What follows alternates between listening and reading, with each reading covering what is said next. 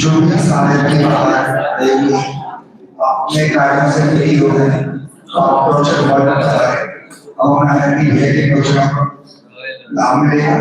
जो भी सारे के बाहर है अपने कार्यों से निवृत्त हो गए मात्र दो प्रोजेक्ट आज सुबह और हमें आपका सुना है तो आपने भी प्रोजेक्ट हॉल में थोड़ा दूर रहता थोड़ा पास आया तो अच्छा। करंट तो नहीं आप करंट तो नहीं आप 45 मिनट पूरा लेना कम से ज्यादा भी नहीं नहीं कम से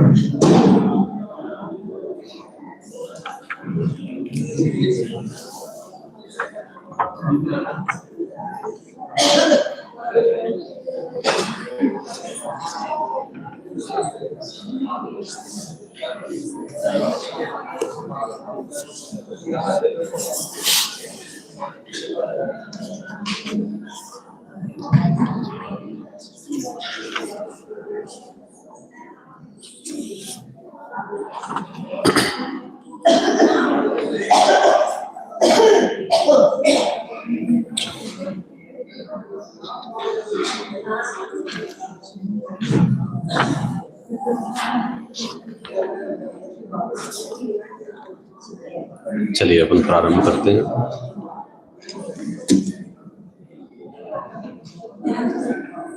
जय ओम नमः श्री सिद्धेभ्यः।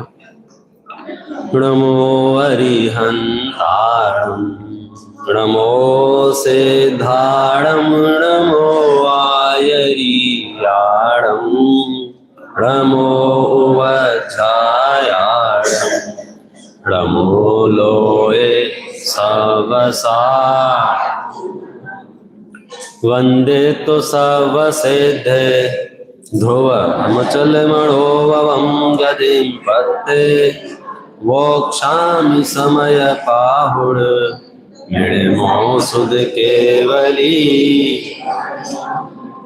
नमः समय साराय स्वानुभूत्या चकासते चिस्वभावाय भावाय सर्वभावान्तरचे अनन्तधर्मणस्तत्त्वं पश्यन्ति प्रत्यगात्मनः अनेकान्तमयी मूर्ति नित्यमेव प्रकाशिता। आचार्य भगवान कुंद कुंद द्वारा विरचित ग्रंथादिराज समय सार अपनी चर्चा चल रही है उपयोग का प्रयोग। आश्रव अधिकार है 173, 174, 175 और 176। ये 4 गाथाओं के आधार से हम चर्चा कर रहे हैं।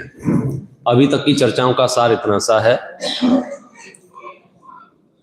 कर्म व्यवस्था एक ऐसी वैश्विक व्यवस्था है जो जाति मत पंथ संप्रदाय का भेदभाव किए बिना पूरे विश्व में एक जैसी वर्त रही है। इससे कोई फर्क नहीं पड़ता है आप कहाँ से आए हैं, कहाँ जाएंगे, किस जाति के हैं, किस मत के हैं, किस पंथ के हैं, किस संप्रदाय के हैं। कर्म सिद्धांत की जो व्यवस्था है सब पर एक जैसी लागू है। पूरे विश्व में अनंत जीव राशि है और एक एक जीव जहां भी है, जिन हालातों में भी है, जिन परिस्थितियों में भी है, उसका जिम्मेदार दूसरा कोई भी नहीं है। कोई भी नहीं माने कोई भी नहीं। अब हालांकि इस निर्णय तक पहुंचने में भी आपको थोड़ा पुरुषार्थ करना पड़ सकता है, क्योंकि कारण कार्य के संबंध में दुनिया इतनी कमजोर है। ये तो पूरा विश्व मानता है कि कार्य हुआ है तो कारण होगा, बिना कारण के कार्य नहीं होता, ये तो पूरा विश्व मानता है। अच्छा, जब कोई कार्य होता है तो हम सब कारण का विचार भी करते हैं कि क्या कारण होगा, ऐसा क्यों हुआ है, क्या कारण होगा, ऐसा क्यों हुआ है। और यदि हमें सही कारण ना मिल पाए तो हम खोज जारी नहीं रखते हैं। हम क्या करते हैं, किसी को भी कारण मान लेते हैं। किसी को भी, घर से निकले नहा धो के, अचानक से पैर स्लिप हो गया। अब पैर स्लिप हुआ है, ये घटना हो गई, ये कार्य हो गया, बोले हम गिर गए, हमारे हाथ पैर टूट गए। फिर विचार किया ऐसा क्यों हुआ, कारण ढूंढा। तो कारण में हमने क्या खोजा कि वो जब हम घर से निकल रहे थे ना और उन्होंने छींक दिया था, बिना कारण के नहीं रहा ये, क्योंकि इतना दार्शनिक बुद्धि तो जन्मता है, संगी पंचेंद्री है ना, तो कारण तो तय करेगा ये क्यों हुआ। तो कारण उसने क्या तय किया कि वो छींक दिया था ना, इसलिए हमें, ये तो मैंने एक बताया है, वैरायटी हो सकती है इसमें, अनेक तरह के कारणों की कल्पना इस धरती पर हो सकती है। कोई बिल्ली के रास्ते काटने को कारण मान लेवे, कोई किसी की शकल देखने को कारण मान लेवे, कोई कह दे भाई आज तो बहुत बढ़िया लग रहे हो। आप देखना, आप बेचारे ने तो प्रशंसा की, कैसी कैसी मतलब विचित्रताएं हैं धरती पर। ऐसा लगता है जीव नशे में है, मोह में, कछु सुध बुध नाहे रही है, मिथ्या मति छाए, दिमागी काम नहीं कर रहा है। अब बेचारे ने तो क्या कहा था, आज बहुत गजब के लग रहे हो, और वो गिर गया। क्या बोला पता है? अब ऐसे कारण कार्य की कल्पना करने वालों के लिए क्या इलाज है? एक समय सा रही है कि भैया ईमानदारी से बताओ, ये जो कार्य हुआ है इसमें कारण कौन है? कि ज्यादा ईमानदारी में जाएंगे तो हम कर्म को भी बाजू में रख देंगे। कर्म विचारे कौन भूल मेरे, कर्मों को भी नहीं कह पाएंगे। लेकिन पहले दुनिया से हटने के लिए, ईश्वर से हटने के लिए, देवी देवताओं से हटने के लिए, आस्तु वास्तु से हटने के लिए, राशि रत्नों से हटने के लिए, अन्य किसी भी काल्पनिक कारण से हटने के लिए ये कर्म सिद्धांत आचार्यों के निरूपण जो किया है वह आपके लिए सबसे बढ़िया रास्ता है। क्योंकि आप इतने कमजोर हो, कुछ ना कुछ तो चाहिए। हम सीधे कहेंगे कुछ नहीं तो आप बहरा के गिर पड़ोगे। तो आपको सबसे पहले आचार्य ने क्या कहा, आज पूरा बंद अधिकार पढ़ा। क्या पढ़ा उसमें? निज आयु से जीवित रहे ये बात जिन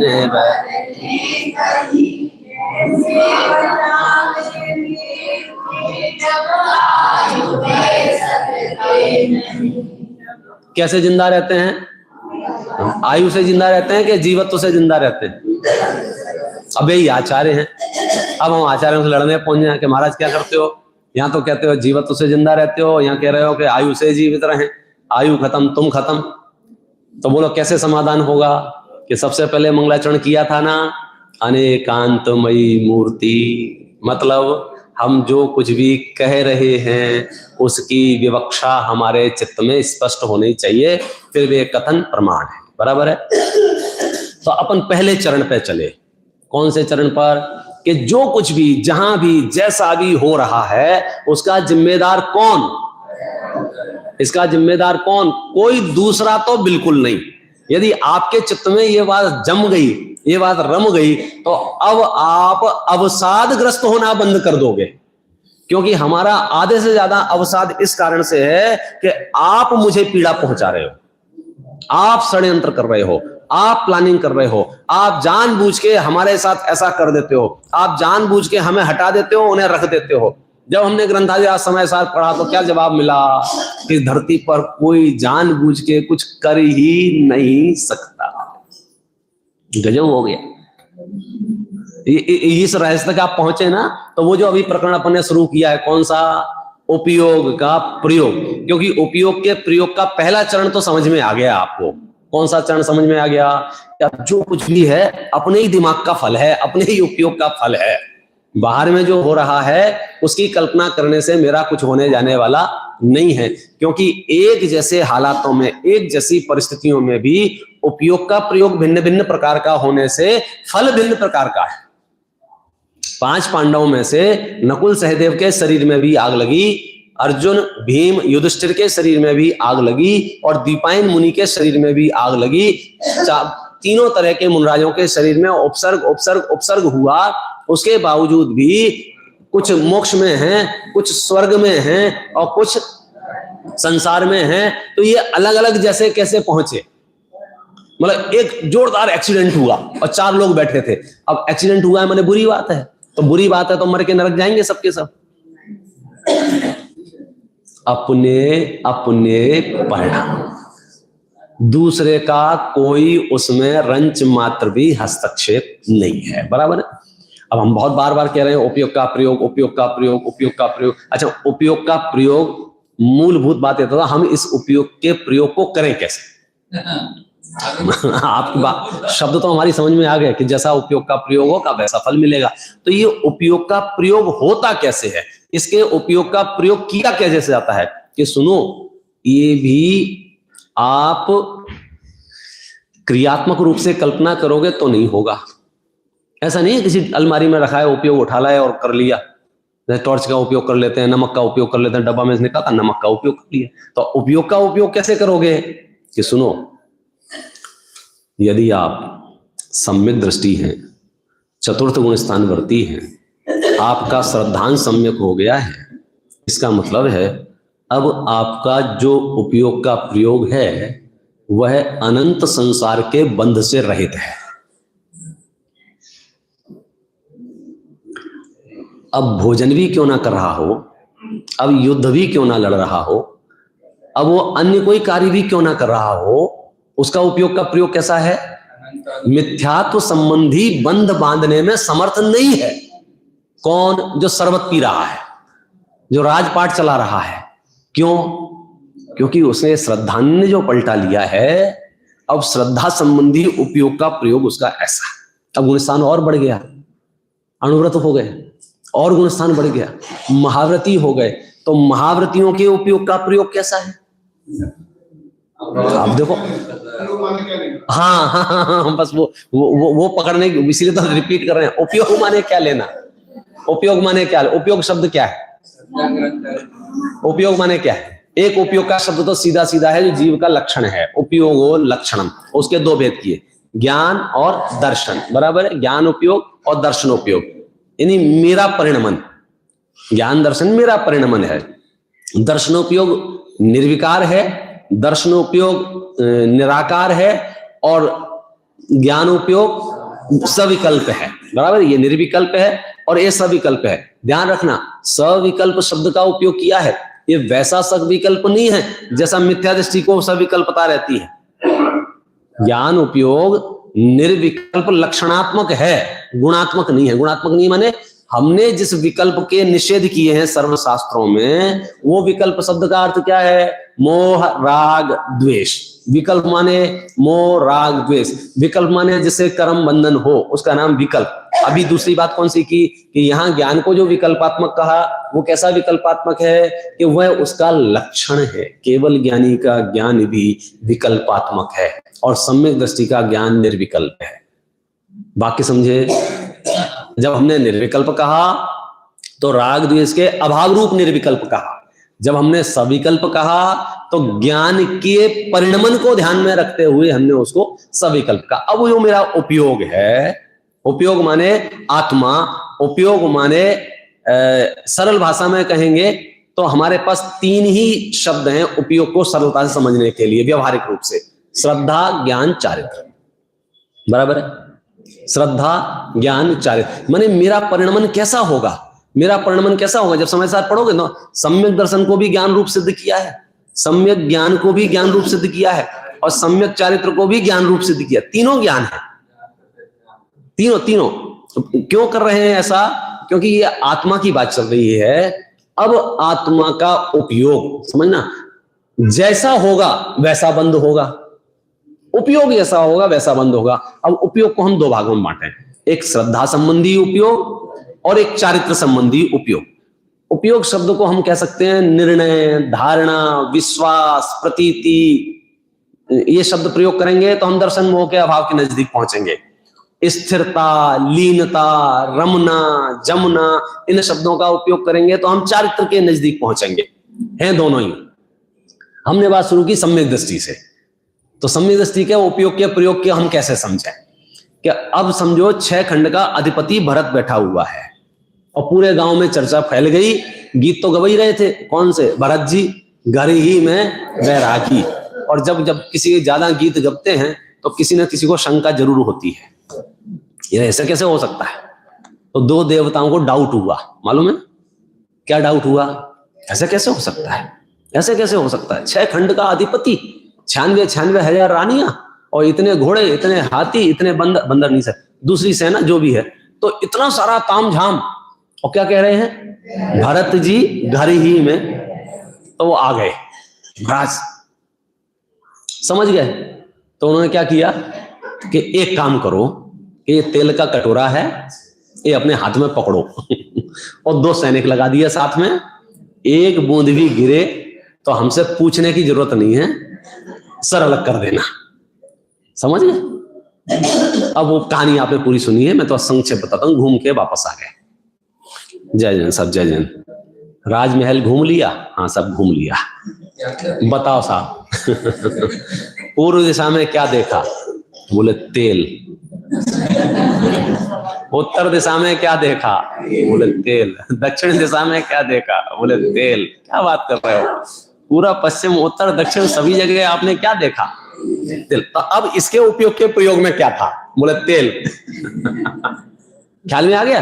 क्योंकि वो जो केंद्रित हुआ, ऐसे ही लोग कहते हैं कि 6 खंड का अधिपति है, वास्तव में तो वह अखंड आत्मा का अधिपति है।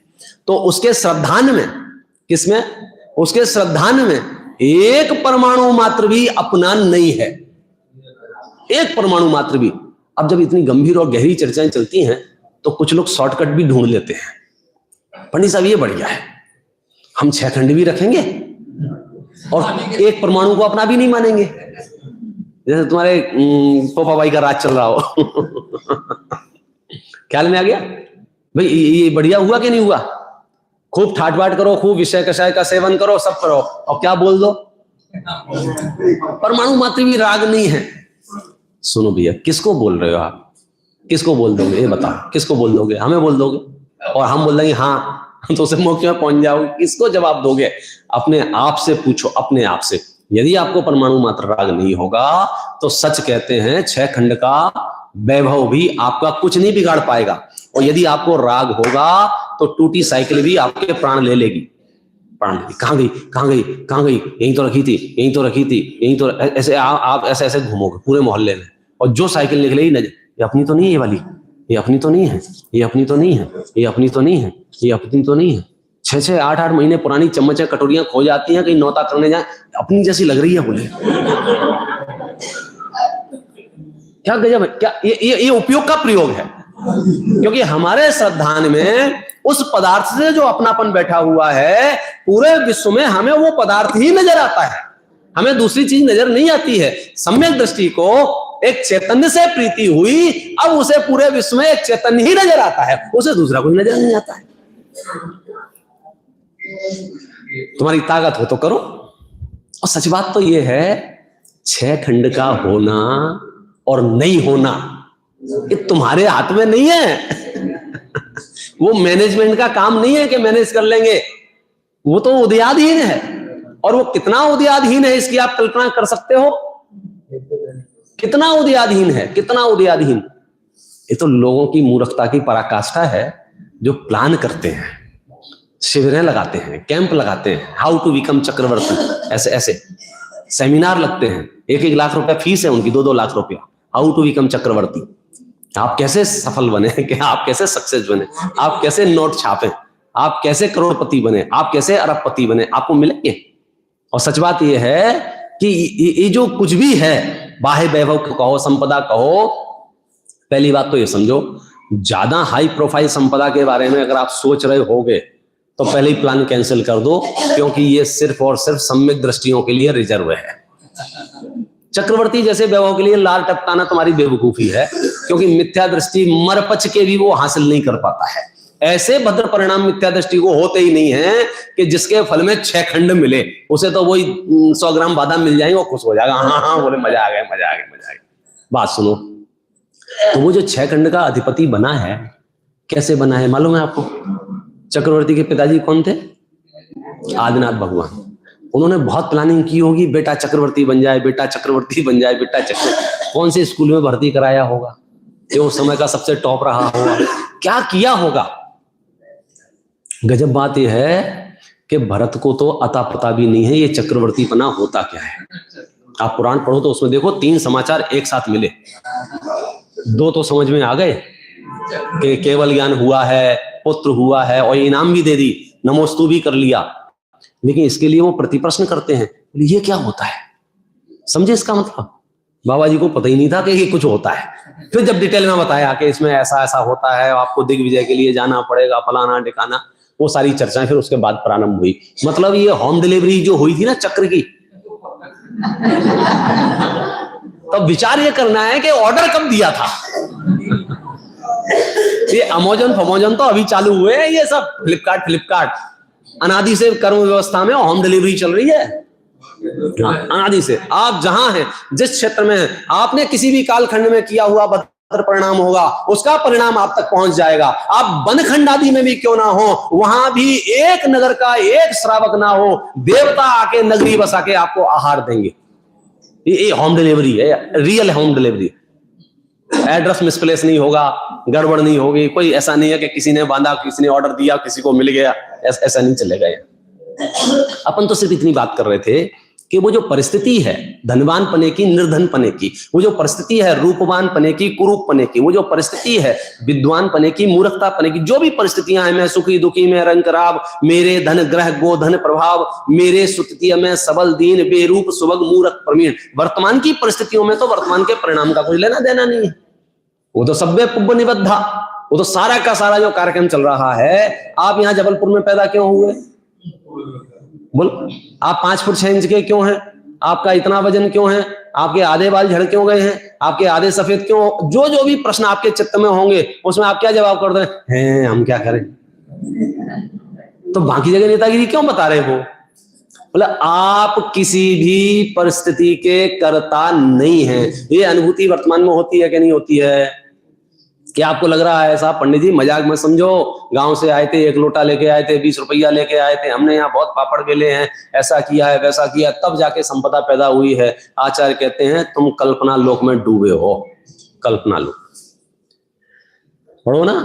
अरे धनादि संयोग पुण्य का उदय जन्य सामान है, इनके संपादन में चेतन का न तनिक एहसान है। एक अथक श्रम करता लेकिन भूखा सोता रात है। कहीं मोतियों के करंड में होता अरे प्रभात है। बोलो, बाबूजी इकबाल जी ने ऐसी गजब गजब कविताएं लिखी हैं। क्या कह दिया, एक दिन रात पसीना बहा रहा है, भरपेट के नहीं सो रहा है, और एक का जन्म ही मोतियों में हो रहा है। जन्मता है अरबपति, जन्मता करोड़पति। बोलो क्या किया है उसने? तो ये क्या व्यवस्था है? ये व्यवस्था समझ में आ रही है? इस व्यवस्था का नाम है निर्भर व्यवस्था, निश्चिंत व्यवस्था, न्याय व्यवस्था। अब मुझे इस संबंधी कोई विकल्प नहीं करना है इस जन्म में कि मेरे पास कितने सामग्री है और कितनी सामग्री नहीं है, क्योंकि मेरे हिस्से की होगी तो होम डिलीवरी होगी, और नहीं होगी तो मणि मंत्र तंत्र बहु होई। कुछ भी कर लो, वहां मरते शब्द का प्रयोग किया है, आप अन्य किसी भी घटना में वो प्रयोग कर सकते हो। तो ये कर्म सिद्धांत की अचूक व्यवस्था है। अब देखना, अब बंद अधिकार क्या कहेगा? सब कोई किसी को मार तो रहा नहीं है, कोई किसी को बचा तो नहीं रहा है, फिर जीव को बंद क्यों हो रहा है? फिर हम संसार में क्यों घूम रहे हैं? फिर हम दुखी क्यों हो रहे हैं? फिर हम परेशान क्यों हो रहे हैं? तो बोलो क्या जवाब दिया कि सुनो, एक शब्द में जवाब दिया। बोले ये जो अध्यवसान है ना, ये बंध का कारण है। ये अध्यवसान क्या है? अध्यवसान क्या है? मिथ्या दृष्टि के श्रद्धा संबंधी उपयोग का प्रयोग अध्यवसान है। ख्याल में आया? थोड़ा सा आपको लगे, लेकिन आप थोड़ा श्रम करोगे तो आपको एकदम लॉटरी जैसी खुल जाएगी। अब मिथ्या दृष्टि बैठे बैठे जो भी सोच रहा है, जो भी कर रहा है, जो भी उसका चल रहा है, अंदर में क्या चल रहा है कि वो जो चल रहा है उसका नाम अध्यवसान है। अध्यवसान क्या करता है? बोले बंद कराता है। अब सम्यक दृष्टि जो कुछ भी कर रहा है उसके पास अध्यवसान नहीं है, इसका मतलब वो अबंधक है। सरल करने की कोशिश करते हैं। इतना तो तय है, मेरी कल्पना से आपका और आपकी कल्पना से मेरा हित अहित नहीं होता है। डाउट? कोई संदेह हो तो बोल देना, बाद में लौट के नहीं आएंगे यहाँ। हाँ, क्योंकि अब आत्मा में जाएंगे तो यहां वापस कौन आएगा? ख्याल में आया? पूरे विश्व में, पूरा विश्व में एक भी व्यक्ति, एक भी वस्तु ऐसी नहीं है जिसकी कल्पना से मेरे जीवन में सुख दुख हानि लाभ मरण हो जाए। क्या चलता तो बहुत कुछ है जगत में, चलता है कि नहीं चलता है? मंत्र तंत्र चलते हैं कि नहीं चलते हैं? ऐसे ऐसे मंत्र चलते हैं भाई साहब, कोई कहीं बैठ के पढ़े और यहां गड़बड़ हो जाए। देवी देवता ऐसे पाए जाते हैं कि नहीं पाए जाते हैं? इतने पावरफुल देवी देवता होते हैं, आप किसी कल्पना नहीं कर सकते हो। लेकिन सुनो, ये सारी व्यवस्थाएं आपने बाह्य निमित्त की अपेक्षा से कही है। अंतरंग निमित्त क्या है? मेरे अपने स्वकीय कर्म का उदय। अगर इस व्यवस्था को आपने मान लिया फिर आप निश्चिंत हो जाएंगे। बोलो, व्यंतर देव भी आपको सुखी दुखी करने में कब समर्थ है? जब आपके पल्ले में अपना पुण्य पाप हो। यदि आपका खाता खाली होगा तो फिर कुछ नहीं होगा। यदि मेरे पुण्य का उदय हो तो बोलो कौन सी ऐसी दिव्य शक्ति है जो मेरा विनाश कर सकती है, और मेरे पाप का उदय हो तो ऐसी कौन सी दिव्य शक्ति है जो मुझे बचा सकती है?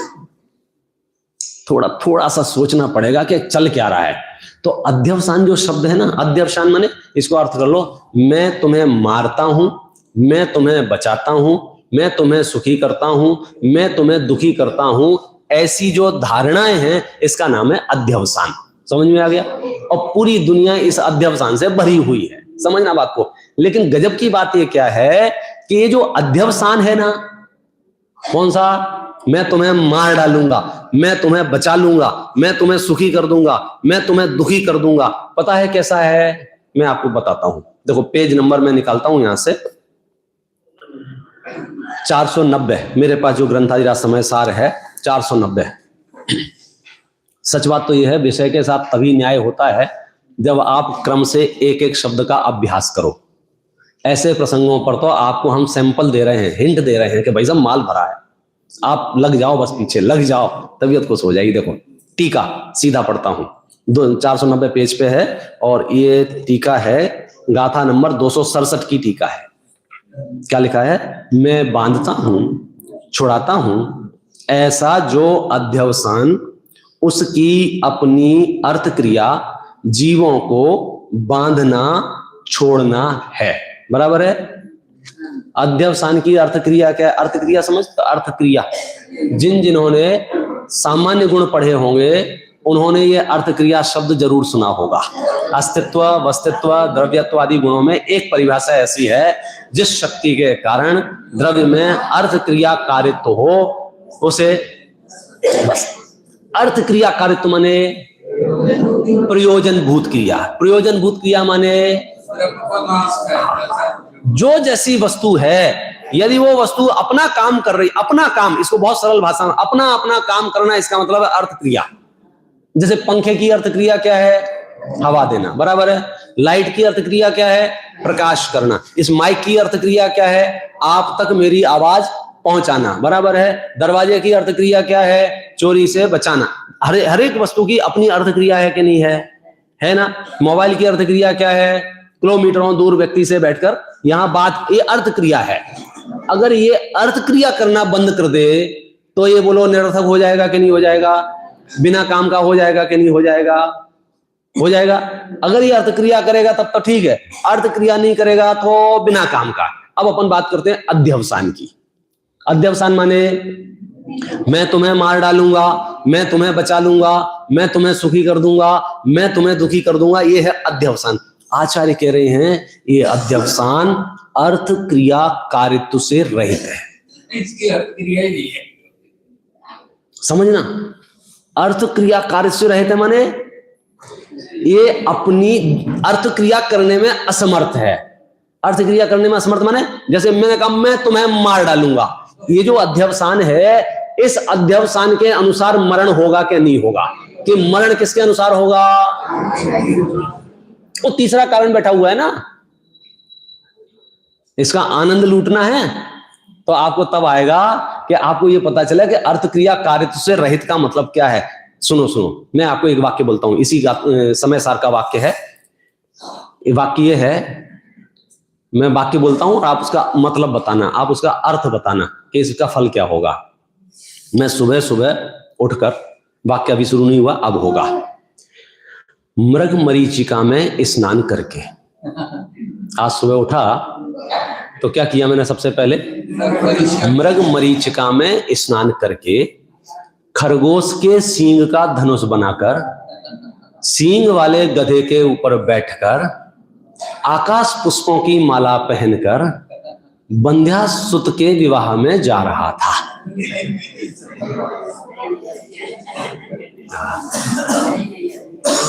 तो अब सुना, इन वाक्यों को सुनकर आपके अंदर जो हो रहा है ना, उसको बोलते हैं उपयोग का प्रयोग। आप इन शब्दों को बिल्कुल भी सीरियस नहीं ले रहे हैं, बिल्कुल भी सीरियस नहीं ले रहे हैं। हाँ यही कर रहे हैं, क्या बात हुई, बोले क्या बात हुई, मतलब आपका रिएक्शन क्या है? आप प्रभावी हैं किस बात से? मैंने जो कुछ भी कहा, आपकी अंतर्मात्मा कह रही है पंडित जी गप्पा मार रहे हो। हाँ ये मतलब जीरो, क्योंकि मैंने क्या बोला? मृग मरीचिका में स्नान करके। तो आप क्या कह रहे हो?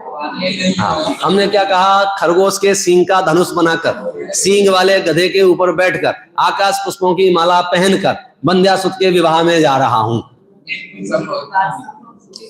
बोलो ईमान दे, आपके मन में क्या आ रहा है? आपके मन में रहा है ऐसा होता है क्या? अब सुना, अब मैं वाक्य बदलता हूं। खबरदार, अब मैं तुम्हें छोड़ूंगा नहीं, अब तुम्हें मार डालूंगा।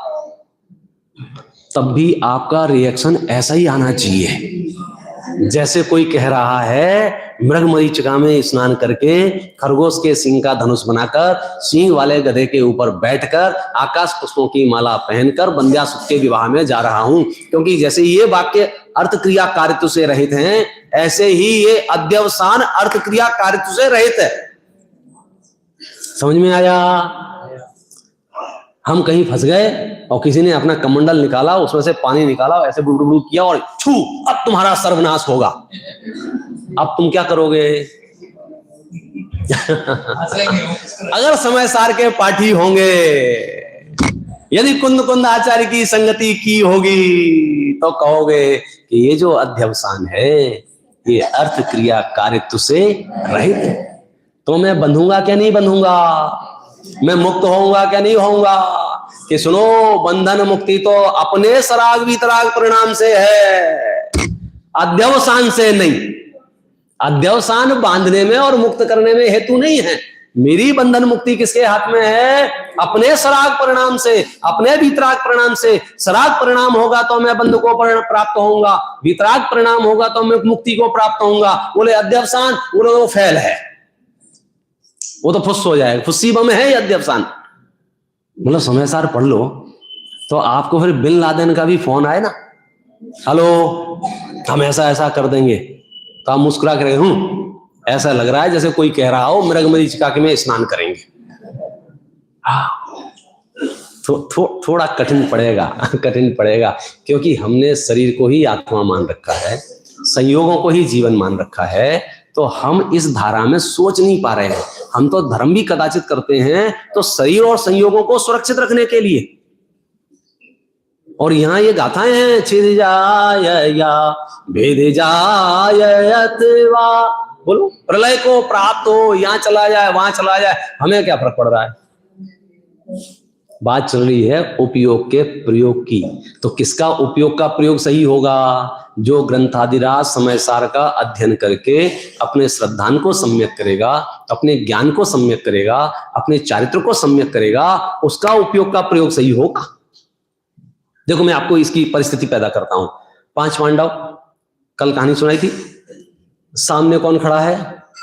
विपक्ष, प्रतिपक्ष, शत्रु जिसे हम कह रहे हैं। शत्रु के अध्यवसान कर रहा है, रुक जाओ, तुम मोक्ष जाओगे, हम तुम्हें मोक्ष नहीं जाने देंगे। कैसे मोक्ष जाओगे? अभी देखते हैं। उसने गरम गरम लोहे के आभूषण पहनाए, तो इसने अध्यवसान किया। क्या अध्यवसान किया?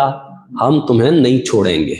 अच्छा, उन्हें जो फल मिला इसके अध्यवसान का मिला कि अपने सराग वितराग परिणाम का मिला?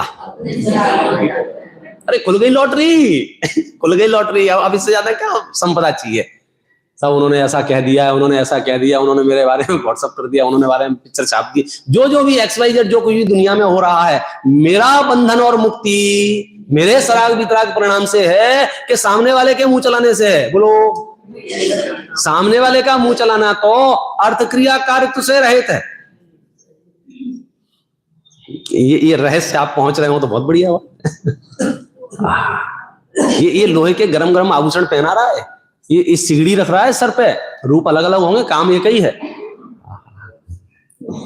यहां क्या कह रहे हैं? अध्यवसान अर्थ क्रिया कारित्व से रहित है।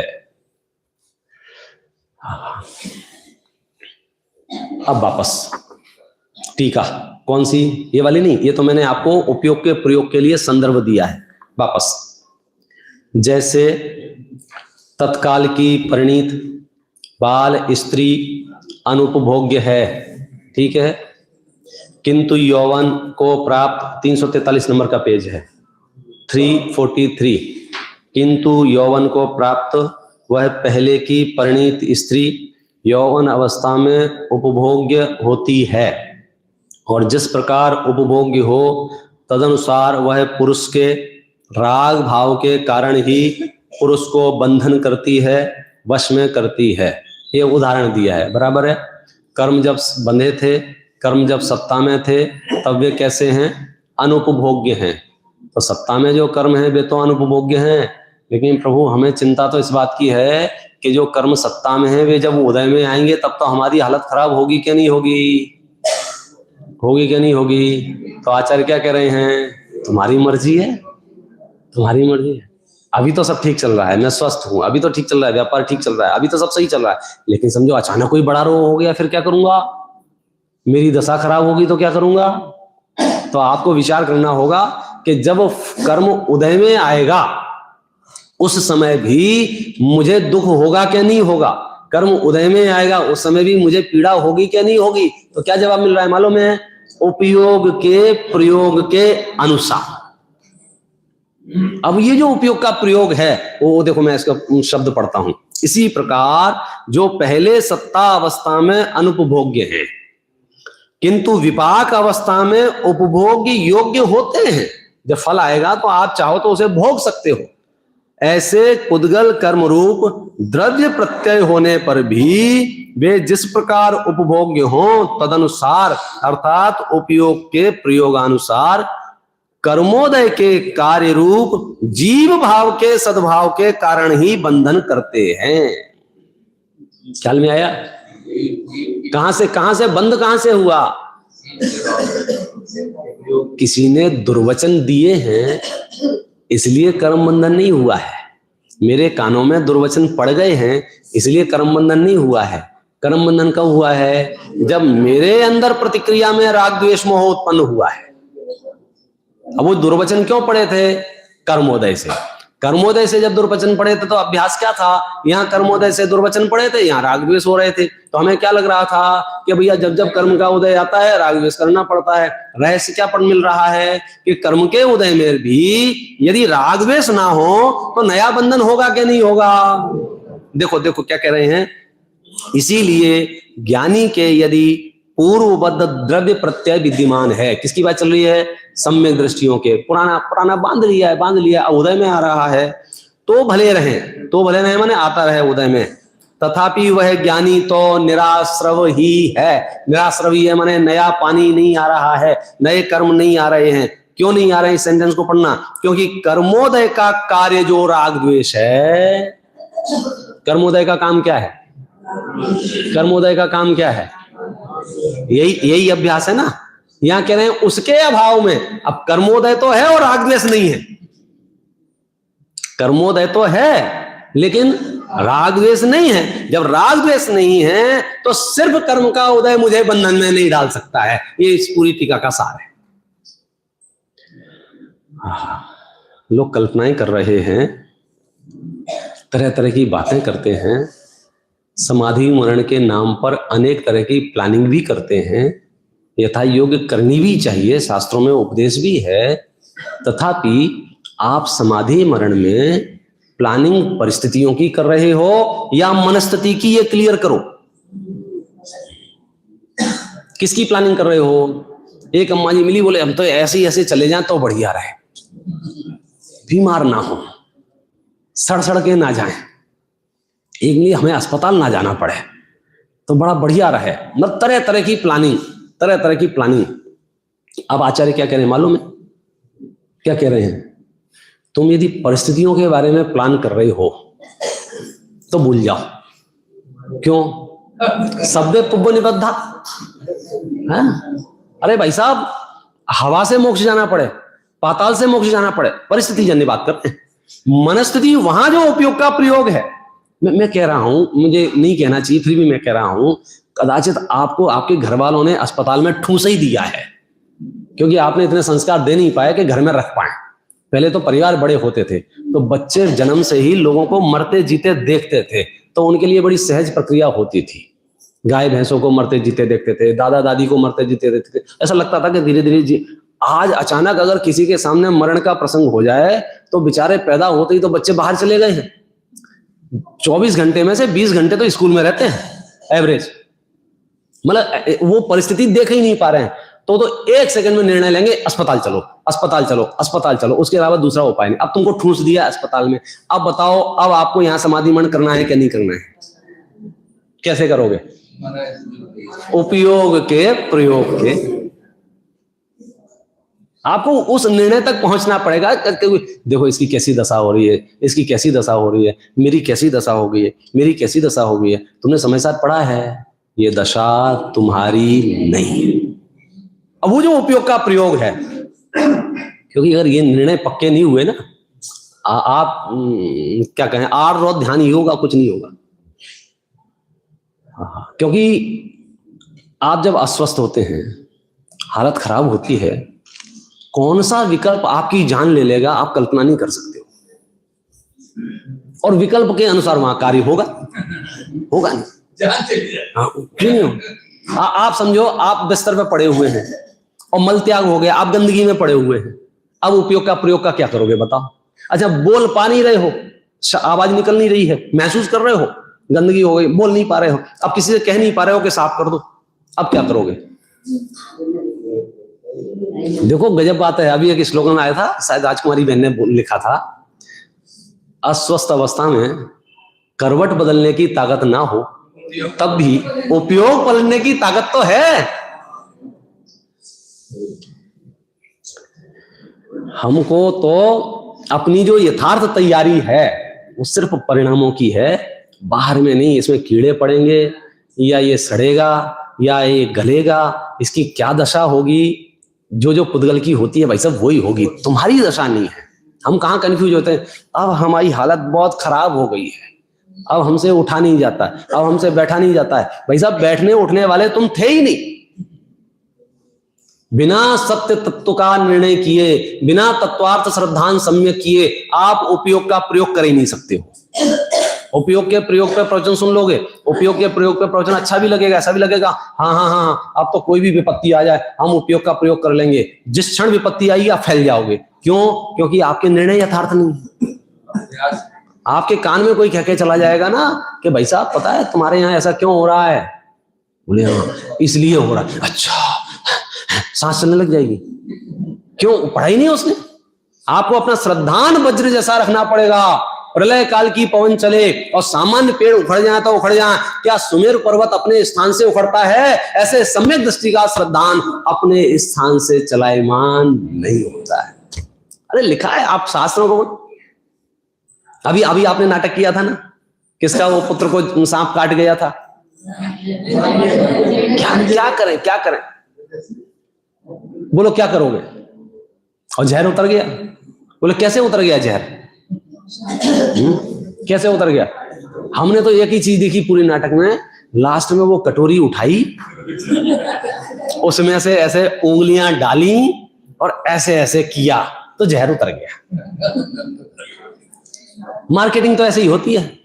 लेकिन आप उसके तकनीकी सिद्धांतों तक जाएंगे, आप उसके एक एक जीव के अपने अपने स्वकीय कर्मोदय के पास जाएंगे, एक एक जीव की व्यवस्था समझेंगे तो आपको महसूस होगा पूरे विश्व में निरी आजादी चल रही है। भक्ति प्रधानता से वे कथन भी उचित है, अनुचित नहीं है। हम जीवों को मार्ग पर कैसे लगाएं, ऐसे ही जीवों पर मार्ग में लगाया जाता है। टोडरमल जी के अनुसार पढ़ो आप 8वां अधिकार प्रथमान योग की शैली, चरणान योग की शैली स्टाइल ही ऐसी है जीवों को मार्ग पर लगाने की। लेकिन जब आप द्रव्यान योग के अंदर प्रवेश करके महसूस करोगे तो वहां क्या नजारा है, वहां क्या नजारा है? बोलो कौन किसको सुखी करेगा, कौन किसको दुखी करेगा? ये श्रद्धान आपका सम्यक हो गया।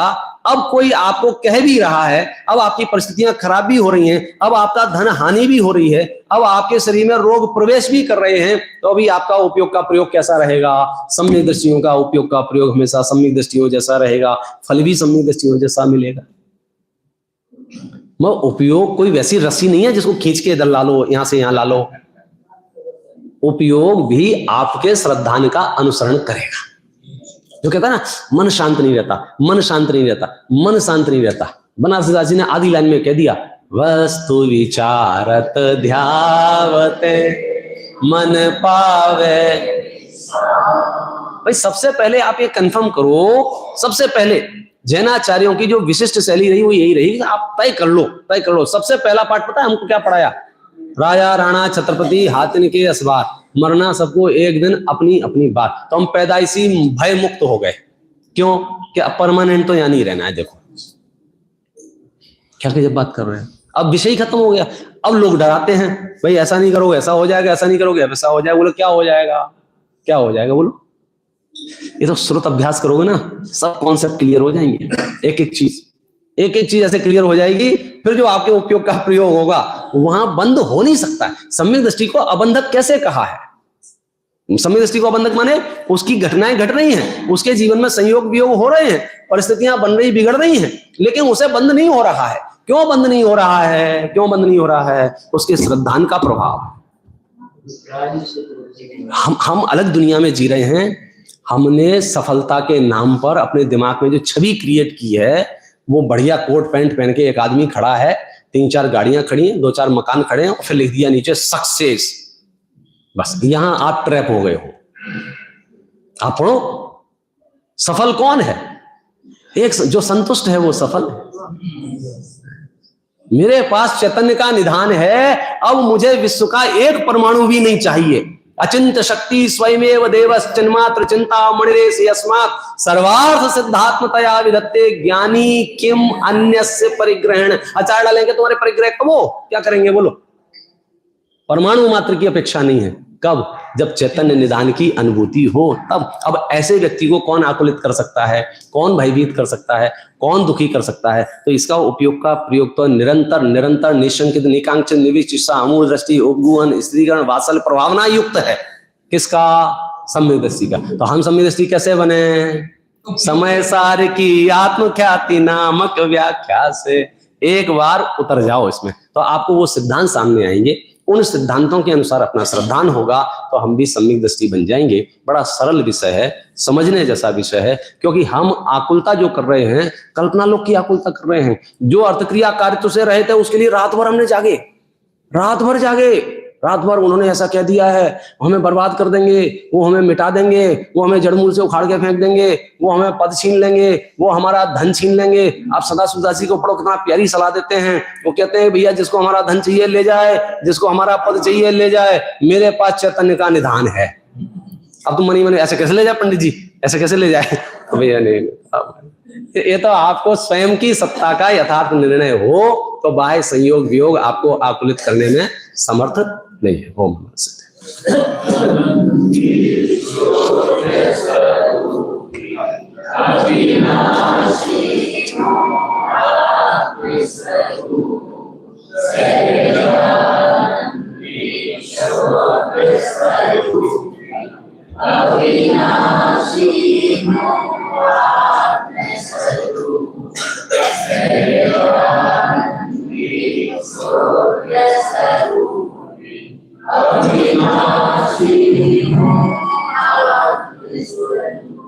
हमारे उपयोग के प्रयोग से पूरी हमारी अंतःस्थिति सुखी हो सकती है, और बाहर जो भी होता है वो कर्मोदय जैसे होता है, ऐसे अद्भुत निर्णय होते हुए प्रवचन हो रहे हैं। आज रात्रि में भी भैया का इस सत्र का अंतिम व्याख्यान हमें मिलेगा। आप रात में 8 से 9:15 में भक्ति में और 9:15 से 10:15 वाले में भैया के प्रवचन को आप मिलेगा, और रात में सांस्कृतिक कार्यक्रम है उसका भी आप जरूर लाभ लें। अभी जिम्मेवारी सीखिए।